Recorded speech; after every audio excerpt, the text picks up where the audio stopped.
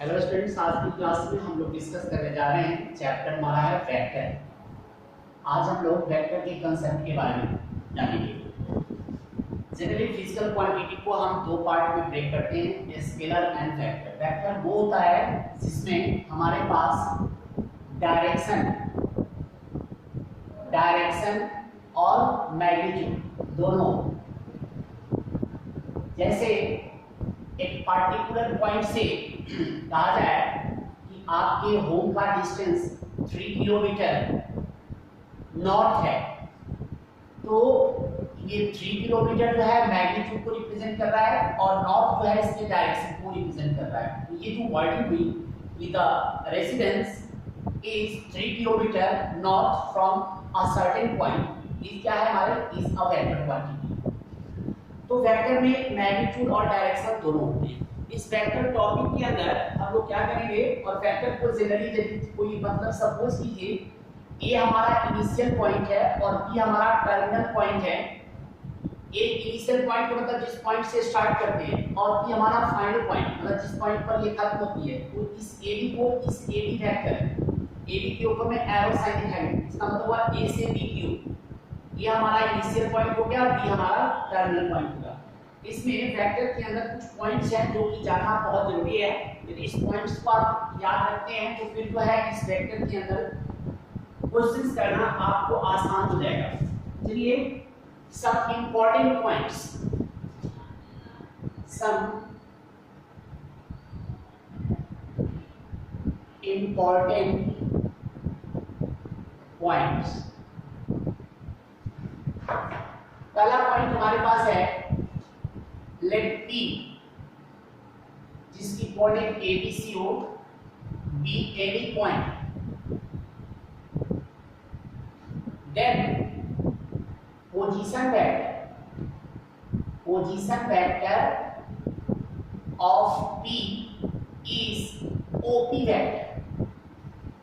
और यह जो OP वेक्टर है यह हमारे पास क्या होगा, equal to AI plus BJ plus CJ।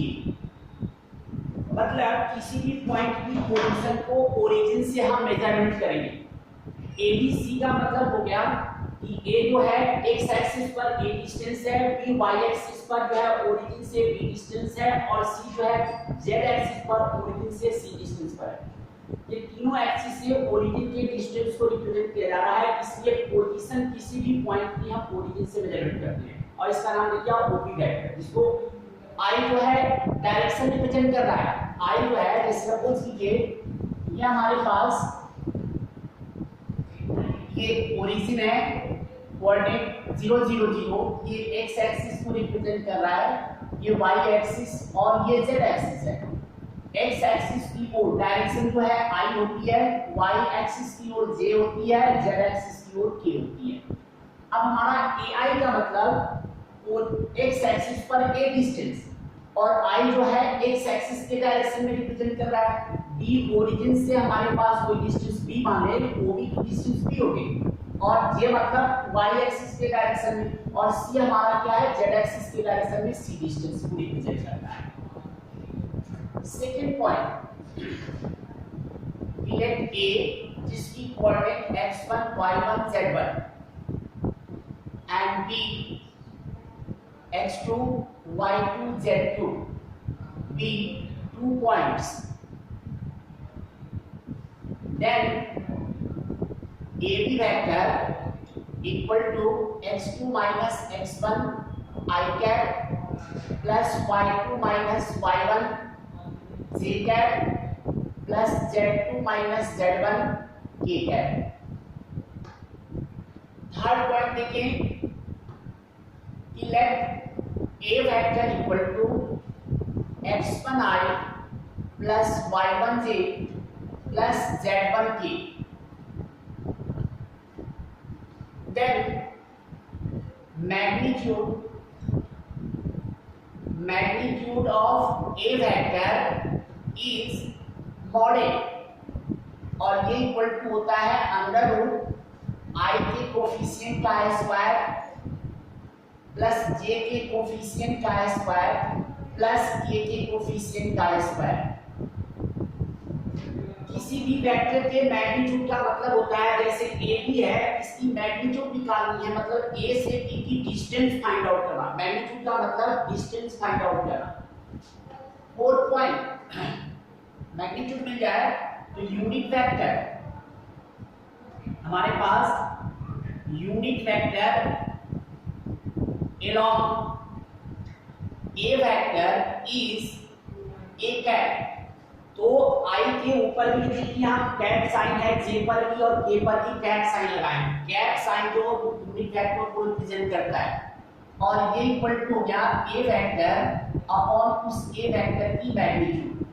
यानी a वेक्टर हमारे पास है x1i plus y1j plus z1k, और अपॉन में मैग्नीट्यूड की value x1 square plus y1 square plus z1 square.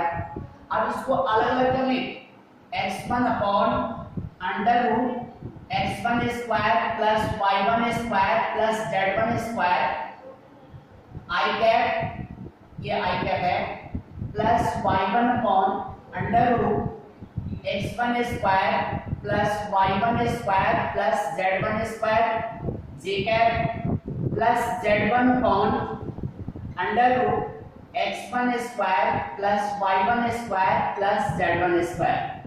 ठीक है, तो जो ये हमारे पास यूनिट वेक्टर निकालते हैं, इसमें यूनिट वेक्टर में जो ijk का कोफिशिएंट होता है, इसी ijk के कोफिशिएंट को हम लोग डायरेक्शन कोसाइन कहते हैं। Direction cosine of a vector equal to, कभी भी किसी वेक्टर की डायरेक्शन कोसाइन निकालनी हो तो उस वेक्टर का यूनिट वेक्टर निकालें आप।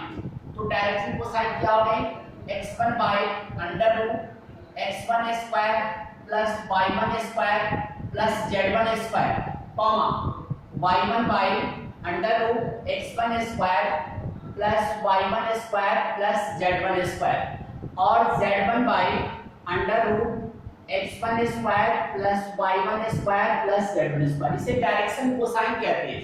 और इस वेक्टर में जैसे a vector x1i plus y1j plus z1k में x1 y1 z1 direction ratio होता है।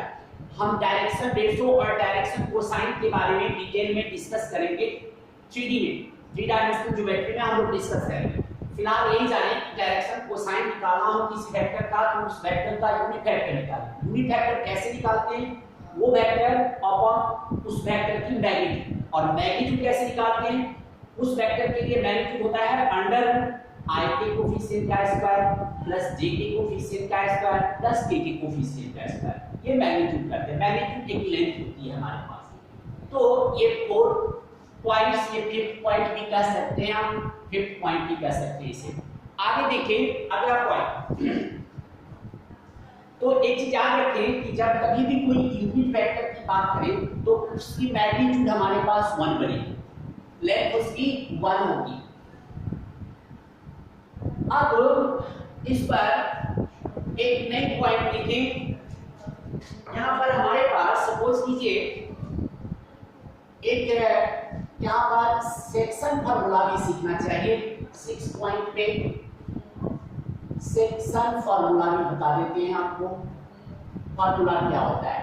सपोज कीजिए एक पॉइंट है जिसकी ओरिजिन से डायरेक्शन ये पूरे वेक्टर हमारे पास ए वेक्टर है, और बी एक पॉइंट है जिसकी पोजीशन वेक्टर हम सपोज करें बी वेक्टर है। ए बी पर एक पॉइंट आपके पास, ए बी पर एक पॉइंट सी है जिसकी पोजीशन वेक्टर निकालनी है, और सी जो है ए बी को n के रेशो में डिवाइड करता है। तो यहाँ पर ओसी वेक्टर जो हो गए हमारे पास, ये equal to m into B vector plus n into A vector by m plus n। ये क्या है, सी जो है फॉर इंटरनल डिवीजन,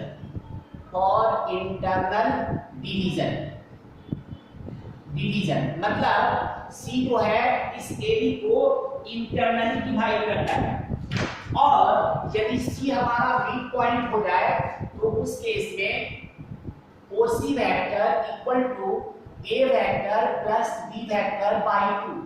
इसे हम लोग मिड पॉइंट फार्मूला भी कहते हैं, मिड पॉइंट फार्मूला के नाम से भी जानते हैं। थर्ड पॉइंट, यदि C पॉइंट एक्सटर्नली AB को डिवाइड करें तो OC vector equal to M into B vector minus N into A vector by M minus N। ये है for external division, external division.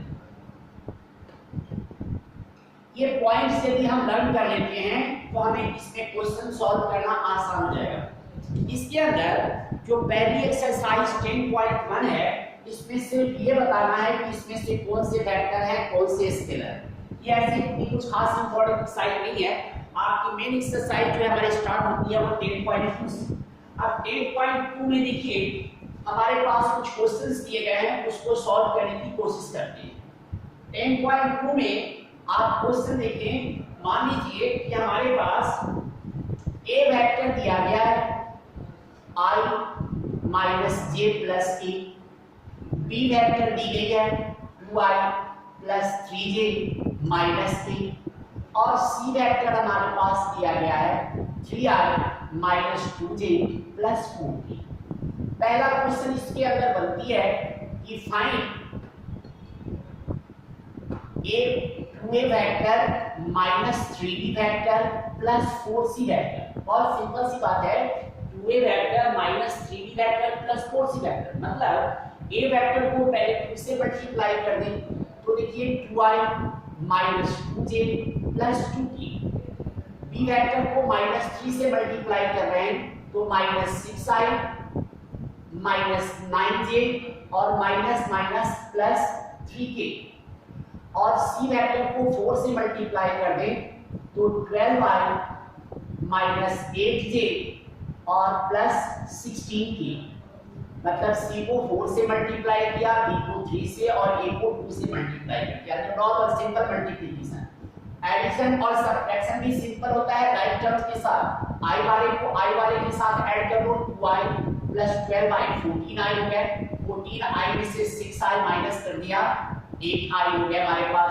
फिर से देखिए जे वाले पॉइंट्स में minus 2j minus 9j minus 11j हो गए, और माइनस 11j और ये माइनस 11j और माइनस 8 तो माइनस 19 हो गया, तो माइनस 19j हो गए।